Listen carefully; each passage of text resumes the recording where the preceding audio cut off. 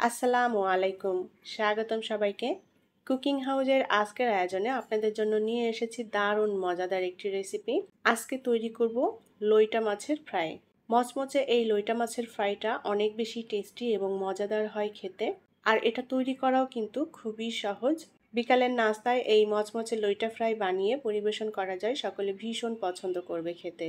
তাহলে চলুন আজকে লইটা মাছের ফ্রাই কিভাবে তৈরি করি সেটা দেখে নেই। আমি এখানে আধা কেজি পরিমাণ লইটা মাছ কেটে ধুয়ে পরিষ্কার করে নিয়েছি। আর মাছটা এভাবে ছোট টুকরো করে কেটে নিয়েছি। যার যার পছন্দ মতো সাইজ করে মাছটা কেটে নেওয়া যাবে।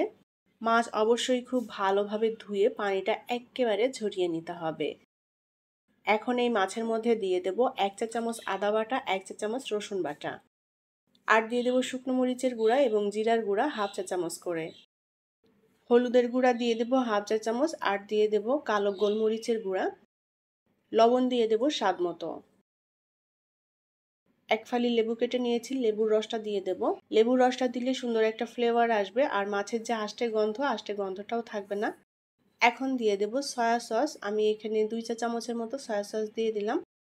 এবার সব কিছু একত্রে মাছের সাথে সুন্দর করে মেখে নেব। উল্টাপাল্টা করে মেখে নিতে হবে যেন প্রতিটা মাছের টুকরোতে মশলা মিশে যায়।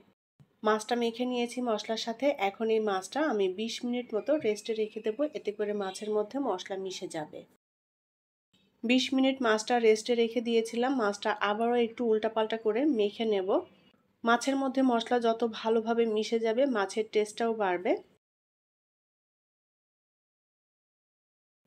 এখন এই মাছের মধ্যে আমি দিয়ে দেব কিছুটা বেসন। আমি এখানে 3 টেবিল চামচ পরিমাণ বেসন নিয়েছি। এখন এই বেসনটা আমি মাছের মধ্যে দিয়ে দেব। মাছের মধ্যে বেসন দিয়ে আমি সুন্দর করে মেখে নেব, এতে করে মাছের উপরে একটা মোটা লেয়ার পড়বে, আর এই লেয়ারের কারণে মাছ ভাজাটা অনেক বেশি মচমচে হবে। এখানে বেসনের পরিবর্তে চালের গুঁড়া ব্যবহার করতে পারেন। সুন্দর করে বেসনটা মেখে নেব মাছের সাথে, যেন প্রতিটা মাছের গায়ে বেসনের একটা লেয়ার পড়ে। উল্টে পাল্টে মাছটা আমি সুন্দর মতো মেখে নিয়েছি। এখন 5 মিনিট মতো রেস্টে রেখে দেব। বাটিতে আমি 1 কাপ পরিমাণ ময়দা নিয়েছি। এখন ময়দার একটা ব্যাটার তৈরি করে নেব। ময়দার মধ্যে দিয়ে দেব পরিমাণ মতো করে লবণ। শুকনো মরিচের গুঁড়া দিয়ে দেব হাফ চা চামচ। আর দিয়ে দেব সামান্য হলুদের গুঁড়া কালারের জন্য। জিরার গুঁড়া দিয়ে দেব হাফ চা চামচ। কর্নফ্লাওয়ার নিয়েছি 2 টেবিল চামচ, কর্নফ্লাওয়ারটা দিয়ে দেব। চাইলে এই ময়দার সাথে চালের গুঁড়াও মিক্স করা যাবে। এখন এই শুকনো উপকরণগুলো ময়দার সাথে সুন্দর করে নেড়ে চেড়ে মিলিয়ে নেব। চাইলে এই ব্যাটারটা বেসন দিয়েও তৈরি করা যায়। হাতের কাছে যদি ময়দা না থাকে বেসন দিয়েও এই ব্যাটারটা তৈরি করে নিয়ে মাছটা ভেজে নেওয়া যাবে। সেক্ষেত্রে স্বাদের একটু 19-20 পার্থক্য হবে। শুকনো উপকরণগুলো ময়দার সাথে মিলিয়ে নিয়েছি। এখন অল্প অল্প করে পানি দিয়ে আমি ঘন করে একটা ব্যাটার তৈরি করে নেব। পানিটা একবারে দেব না, একবারে দিতে গেলে ব্যাটার পাতলা হয়ে যেতে পারে, যার কারণে অল্প অল্প করে দিয়ে ব্যাটারটা তৈরি করে নেব। ব্যাটার খুব সুন্দরভাবে মিক্স করতে হবে যেন দানা দানা না থাকে। একদম মসৃণ একটা ব্যাটার তৈরি করে নিতে হবে। আর এটা কিন্তু অতিরিক্ত ঘন হবে না, আবার পাতলাও হবে না, মিডিয়াম ঘনত্বের ব্যাটার তৈরি করে নেব। ব্যাটারটা এমনভাবে তৈরি করতে হবে যেন মাছের গায়ে ব্যাটারটা সুন্দর মতো কোট হয়ে যায়। ব্যাটারটা সুন্দর করে মিক্স করে নিয়েছি, আর ব্যাটারটা তৈরি হয়ে গিয়েছে। ঘনত্বটা দেখেই বুঝতে পারছেন আমি কতটুকু ঘন করে ব্যাটারটা তৈরি করে নিয়েছি। মাছটা আমি আরও একবার উল্টাপাল্টা করে নেড়ে চেড়ে নেব। মাছের মধ্যে যে বেসনটা দিয়েছিলাম, বেসনটা দেখুন প্রতিটা মাছের গায়ে সুন্দরভাবে লেগে গিয়েছে। আর প্রতিটা মাছে বেসনটা যদি এইভাবে সুন্দরভাবে কোট হয় তাহলে কিন্তু এই মাছটা অনেক বেশি মচমচে হবে ভাজার পরে। উল্টে পাল্টে মাছটা আবারও সুন্দর করে মেখে নিয়েছি। এখন যে ব্যাটারটা তৈরি করে নিয়েছি এই ব্যাটারের মধ্যে একটা একটা করে মাছের টুকরো দিয়ে দেব। এখন একটা কাঁটা চামচের সাহায্যে আমি এই মাছটা ব্যাটারের মধ্যে এপিট ওপিট উল্টে কোট করে নেব। মাছের গায়ে ব্যাটারটা খুব সুন্দর মতো কোট হয়েছে, আর এভাবেই প্রতিটা মাছে ব্যাটারটা কোট করে নিতে হবে। প্যানে পরিমাণ মতো তেল দিয়ে তেলটা গরম করে নিয়েছি। এখন এই গরম তেলের মধ্যে একে একে মাছের টুকরোগুলো দিয়ে দেব।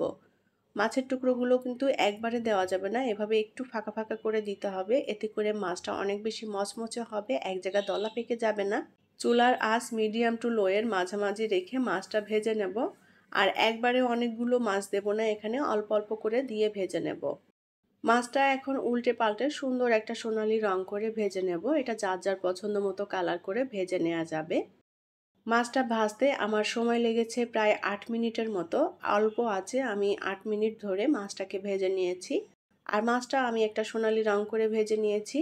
আর এটা অনেক বেশি মচমচেও হয়েছে। এখন আমি মাছগুলো তেল ঝরিয়ে উঠিয়ে নেব।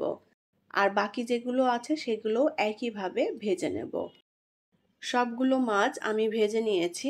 মাছটা এখনো গরম, তারপরে একটা ভেঙে দেখাচ্ছি আপনাদের। ভেতরে মাছটা খুব সুন্দর মতো সেদ্ধ হয়েছে আর উপরের যে কোটিংটা হয়েছে এটা অনেক বেশি মচমচে। মাছের ভেতরটা খুব সুন্দর মতো সেদ্ধ হয়ে গিয়েছে। এখন এই মাছটা আমি পরিবেশন করব। আর এই মাছটা গরম গরম খেতেই বেশি ভালো লাগে। তৈরি হয়ে গেল দারুণ মজাদার এবং টেস্টি মচমচে লইটা মাছের ফ্রাই। পরিবেশনের সময় আমি এর উপর দিয়ে সামান্য ধনেপাতা কুচি ছড়িয়ে দিয়েছি, এটা জাস্ট দেখার সৌন্দর্যের জন্য। আমি এই লইটা মাছের ফ্রাইটা বিকালের নাস্তার জন্য বানিয়ে পরিবেশন করেছি। গরম গরম এই লইটা মাছের ফ্রাইটা বিকালের নাস্তায় খেতে দারুণ লাগে। যারা এখনো লইটা মাছের ফ্রাই এভাবে তৈরি করেননি, একবার তৈরি করে দেখবেন, খুবই ভালো লাগবে খেতে আর সকলেই ভীষণ পছন্দ করবে। আশা করছি ভালো লেগেছে আমার আজকের রেসিপিটি যদি ভালো লাগে তাহলে প্লিজ লাইক, কমেন্ট এবং শেয়ার করবেন। পরবর্তী রেসিপি দেখার আমন্ত্রণ জানিয়ে আজকের মতো বিদায় নিচ্ছি। ভালো থাকবেন সবাই। আল্লাহ হাফেজ।